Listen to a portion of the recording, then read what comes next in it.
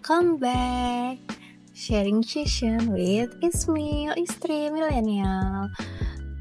Di video kali ini Ismil mau sharing tentang baby blues or postpartum syndrome. Jadi yang pertama dibahas baby blues. Baby blues itu apa sih? Baby blues adalah kondisi di mana seorang ibu yang setelah melahirkan mengalami perubahan emosi, perubahan perilaku yang bahkan bisa mempengaruhi cara seorang ibu tersebut merawat bayinya. Dan beberapa gejalanya itu seperti perasaan sedih atau kosong, kehilangan minat pada aktivitas yang biasa dilakukan atau disukai. Yang ketiga itu perubahan nafsu makan atau pola tidur. Yang keempat, kelelahan atau kekurangan energi. Yang kelima, perasaan bersalah atau tidak berharga.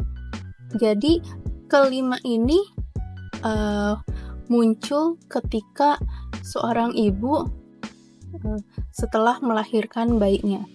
Jadi dia ngerasa selalu kelelahan, terus ya padahal mungkin sudah istirahat, tapi kelelahan yang dirasakan itu berlebih gitu.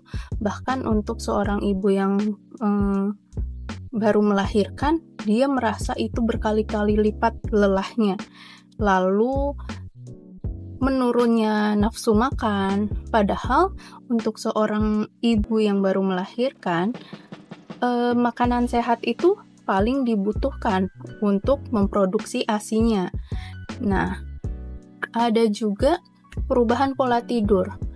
Memang kalau normalnya ibu-ibu baru melahirkan adanya perubahan jam tidurnya, tapi bisa jadi untuk perempuan yang baby blues dia merasakan kelelahan ekstrim tapi tidak bisa beristirahat, atau bahkan yang dia lakukan hanya tidur terus-menerus.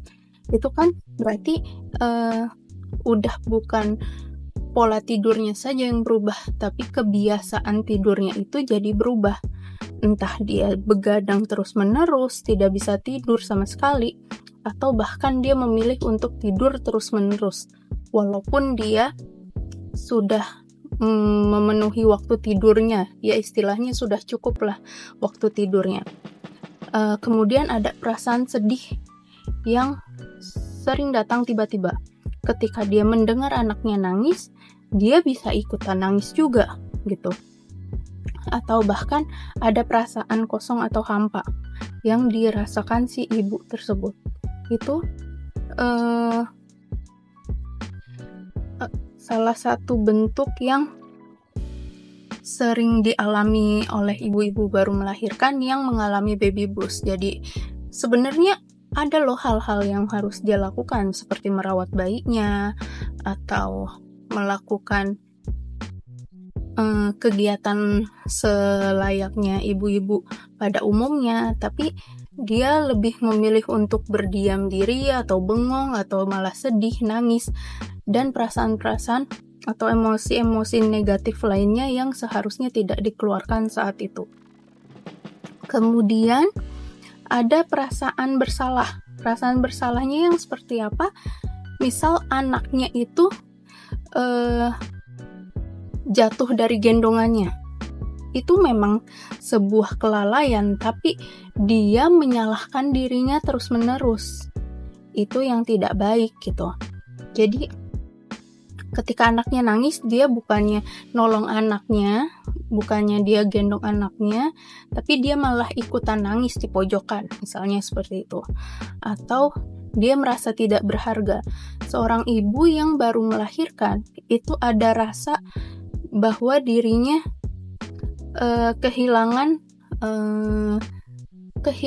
jati dirinya sendiri. Jadi dia ngerasa ada perubahan nih, gue sekarang jadi seorang ibu, tanggung jawab gue gini, sampai dia lupa kalau dia harus merawat dirinya sendiri, yang kayak gitu.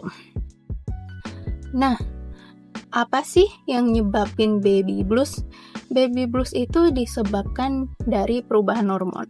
Sewajarnya perempuan yang baru melahirkan itu memang ada perubahan hormon yang cukup drastis dari waktu bayinya masih ada di dalam kandungan sampai akhirnya bayinya sudah dilahirkan. Terus ada faktor kedua, itu stres dan kelelahan.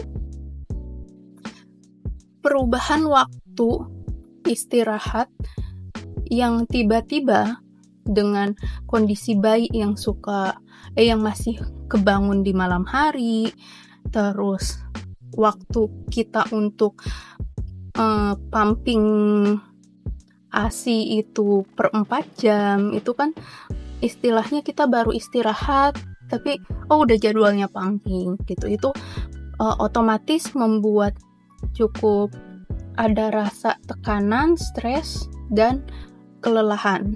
Yang ketiga, kurangnya dukungan sosial. Banyak yang terjadi. Kenapa dia jadi baby blues? Kenapa dia akhirnya begini begitu? Itu bisa jadi pertama, suaminya kurang mendukung dia. Dia merasa merawat anaknya hanya sendirian. Kedua, yang sering terjadi adalah tekanan dari orang-orang, apalagi apabila dia melahirkan secara sesar. Banyak orang yang selalu bilang, kamu belum jadi ibu seutuhnya, karena kamu nggak ngelahirin melalui vagina, atau yang sering disebut normal.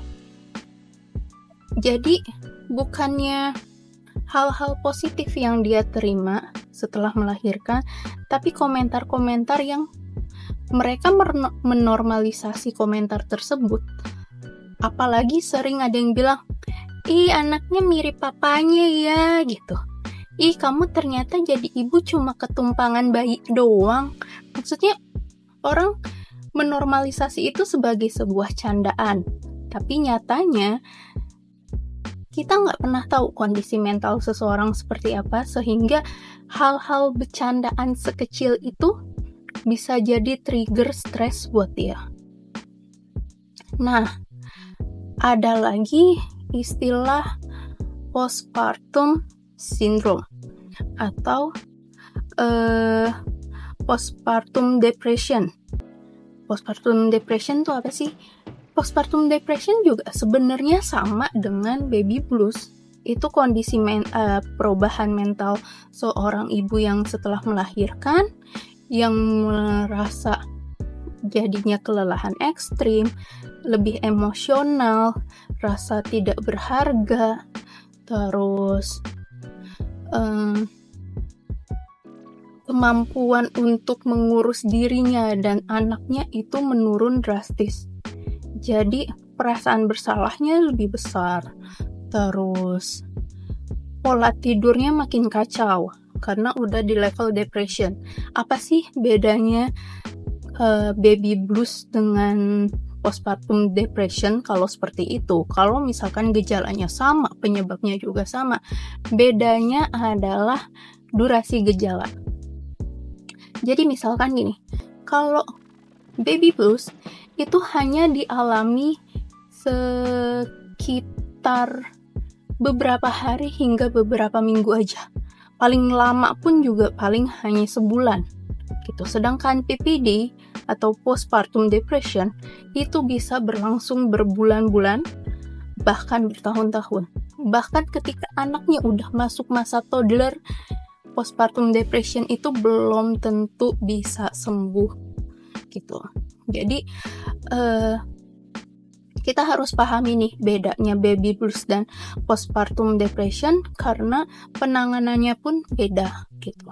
Kalau baby blues aja sebenarnya bisa kita bantu dengan support sosial, dengar ceritanya, dengar keluh kesahnya, berikan dukungan dalam bentuk kayak kamu mau makan apa, makan yang enak yuk gitu. Atau untuk suaminya gantian sini jaga babynya sama aku, kamu istirahat dulu. Hal-hal sesimpel itu adalah bentuk apresiasi untuk seorang ibu yang baru melahirkan. Seperti itu. Tapi ketika ternyata dalam berhari-hari dan berminggu-minggu hal itu tidak hilang, baby blues itu tetap ada, itu bisa jadi sudah masuk ke gejala postpartum depression. Nah, ini yang perlu diwaspadai karena hal-hal udah berkaitan dengan depression itu sudah ada masalah berarti di otak, hanya bukan sekedar hormon. Tapi kita harus melakukan pengobatan ke psikiater. Karena depression itu tidak bisa hanya ditangani dengan rasa bersyukur, ibadah, atau ikhlas. Itu nggak bisa. Kalau udah di depression, level depression, berarti harus ada psikofarmakologi, harus ada minum obat yang membantu masalah di otak si penderita postpartum depression tersebut. Jadi jangan sepelekan baby blues, apalagi postpartum depression. Kita harus lebih aware dengan ibu-ibu yang baru melahirkan, beri support, tolong dijaga komentarnya untuk mereka, yang mending tuh kasih hal-hal yang baik lah. Sekiranya kalian ingin bercanda tapi takutnya itu kelewatan, mending gak usah. Seperti itu saran aku. Nah, kalau mau sharing lebih lanjut atau sharing pengalaman kamu, entah kamu pernah merasa baby blues atau bahkan postpartum depression, itu kamu boleh share cerita kamu di kolom komentar. Atau kalau misalkan mau tanya lebih lanjut juga bisa. Nanti kita akan share diskusi lagi tentang ini lebih jauh, lebih dalam. Bebas untuk bercerita apapun tentang pengalaman kalian. Terima kasih, tolong di like, subscribe, dan share apabila video ini bermanfaat. Dadah, thank you.